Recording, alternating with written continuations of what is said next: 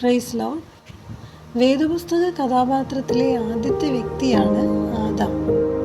Adam എന്ന പേരിൻ്റെ അർത്ഥം ചുവന്ന നിറമുള്ളവൻ അഥവാ റോസ് നിറമുള്ളവൻ എന്നാണ്. ആദാമിനെ ദൈവം സൃഷ്ടിച്ചതിൻ്റെ 2 വൃത്താന്തങ്ങൾ ഉൽപ്പത്തി പുസ്തകത്തിലുണ്ട്.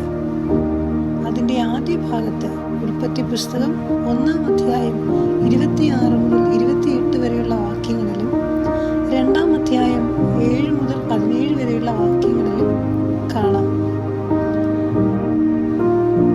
ദൈവത്തിൻ്റെ സ്വരൂപത്തിൽ ദൈവത്തിൻ്റെ സദൃശ്യപ്രകാരം സൃഷ്ടിക്കപ്പെട്ടവനും മൂക്കിൽ ജീവശ്വാസം ഊതിയതിനാൽ ജീവനുള്ള ദേഹിയായി തീർന്നവനുമാണ് ആദാം. ആദാം ദൈവത്തിൻ്റെ കൈപ്പണി അഥവാ സൃഷ്ടിയാണ്. ദൈവത്തിൻ്റെ സ്വരൂപത്തിലും സാദൃശ്യത്തിലും എന്ന് പറഞ്ഞാൽ ബാഹ്യമായ ശാരീരിക രൂപത്തെ അല്ല ഉദ്ദേശിക്കുന്നത്, മറിച്ച് ദൈവ സ്വഭാവത്തെയും ദൈവിക ഗുണവിശേഷങ്ങളെയുമാണ് സൂചിപ്പിക്കുന്നത്. ചുവന്ന മണ്ണുകൊണ്ട് ഉണ്ടാക്കിയതിനാലായിരിക്കണം ചുവപ്പ് നിറമുള്ളവൻ അഥവാ റോസ് നിറമുള്ളവൻ എന്നർത്ഥം വരുന്ന ആദാം എന്ന പേര് കൊടുത്തത്. ആദാം അതിസുന്ദരനും റോസ് നിറമുള്ളവനും ആയിരുന്നിരിക്കണം. അവർക്ക് ആദാം എന്ന് പേരിടുകയും ചെയ്തു.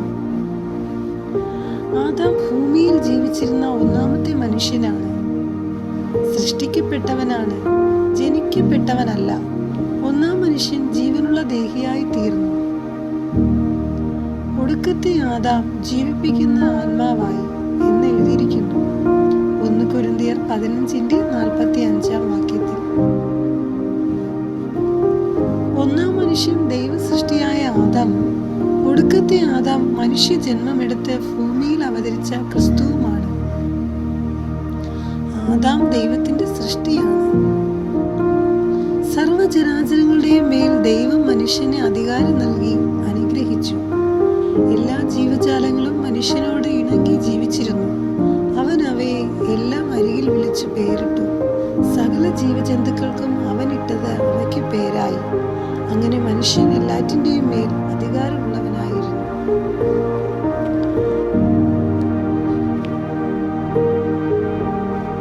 ആദാമിൽ 2 ഘടകങ്ങളുണ്ട്.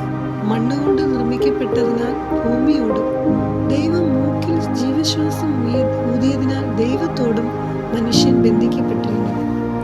ഭൗതിക കാര്യങ്ങളിൽ നിന്ന് വേറിട്ട് ജീവിക്കുവാനല്ല, ഭൂമിയിൽ ജീവിക്കുമ്പോൾ തന്നെ ദൈവത്തോടുള്ള കൂട്ടായ്മയിൽ ജീവിക്കുവാനാണ് അവനെ പറ്റി ദൈവം ഉദ്ദേശിച്ചിരുന്നത്. ഉൽപ്പത്തി പുസ്തകം 3-ാം അധ്യായം 8-ാം വാക്യത്തിൽ കാണാം. ജോലി ചെയ്യുന്നതിനാണ് ദൈവം ആദാമിനെയും ഭാര്യയായ ഹവ്വയെയും ഏദൻ തോട്ടത്തിലാക്കിയത്. ഏദൻ തോട്ടം കാത്തു സൂക്ഷിക്കേണ്ട ചുമതല ആദാമിനുണ്ടായിരുന്നു. ആദാം ദൈവത്തിന്റെ മകനായിരുന്നു. ആദാമിനെ ദൈവത്തിന്റെ മകൻ എന്നാണ് ബൈബിളിൽ സംബോധന ചെയ്തിരിക്കുന്നത്. ദൈവം അവനെ സൃഷ്ടിച്ചതിനാൽ ദൈവം അവന്റെ പിതാവാണ്. ആദാം എന്ന പദപ്രയോഗത്തിൽ പാപം ചെയ്ത മനുഷ്യവർഗത്തെ വീണ്ടെടുക്കുവാൻ ഭൂമിയിൽ മനുഷ്യനായി അവതരിച്ച ക്രിസ്തു 2-ാമത്തെ ആദാമായി. യേശു ക്രിസ്തുവാകുന്ന ഒടുക്കത്തെ ആദാമിൽ കൂടെ സകല മനുഷ്യർക്കും ദൈവമക്കളാകുവാൻ ദൈവം അധികാരം നൽകി. ആദാം 930 വർഷം ജീവിച്ചിരുന്നു. ജനിക്കാതെ മരിച്ച മനുഷ്യൻ ആദാമാണ്. ആദാമീ സന്തതിയായി ജനിച്ച മനുഷ്യർക്കെല്ലാം വീണ്ടും ജനനം മൂലം ദൈവമക്കളാകുവാൻ ദൈവം അധികാരം നൽകിയിരുന്നു. ദൈവം ആദാമിനെ ഒരു ജീവിത പങ്കാളിയെ നൽകി.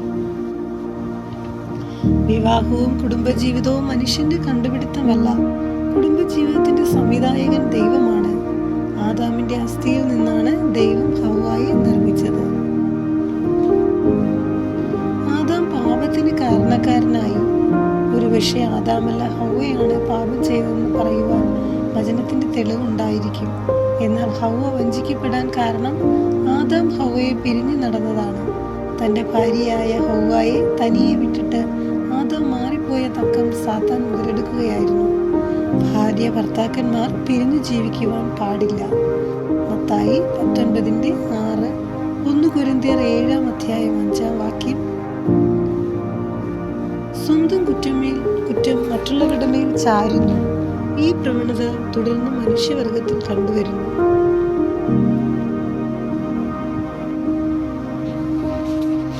ആദാം ക്രിസ്തുവിന്റെ നിഴലാണ്. ആദാം ജഡരക്ത സംബന്ധമല്ലാതെ ദൈവത്താൽ സൃഷ്ടിക്കപ്പെട്ടു. ക്രിസ്തുവും അപ്രകാരം മനുഷ്യബീജം കൂടാതെ ഉത്പാദിപ്പിക്കപ്പെട്ടു. ആദാം മനുഷ്യവർഗത്തിന്റെ ശിരസ്സാണ്. ക്രിസ്തു സഭയുടെ ശിരസ്സാണ്. ഒരു നായ്ക്കുട്ടി നായയെ പോലെയും ഒരു പശുക്കുട്ടി പശുവിനെ പോലെയും അതിന്റെ രൂപവും ശബ്ദവും ഉള്ളവരായിരിക്കുന്നത് പോലെ യേശു ക്രിസ്തുവിലെ വിശ്വാസത്താൽ വീണ്ടും ജനിക്കുമ്പോൾ മനുഷ്യന്റെ സ്വഭാവം മാറിക്കിട്ടുന്നു. തലയാകുന്ന ക്രിസ്തുവിനോട് ബന്ധിക്കപ്പെടുന്നു. ശിക്ഷാവിധി ഇല്ലാത്ത ജനമായി തീരുന്നു.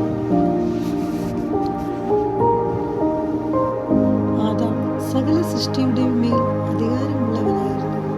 ഉയർത്തെഴുന്നേറ്റ കർത്താവ് സ്വർഗത്തിലും ഭൂമിയിലും സകല അധികാരവും പ്രാപിച്ചവനാണ്. ആദാമിൽ ഭാര്യ ഹവ്വായും ഉൾക്കൊണ്ടിരുന്നു. ക്രിസ്തുവിൽ സഭയും ഉൾക്കൊണ്ടിരുന്നു.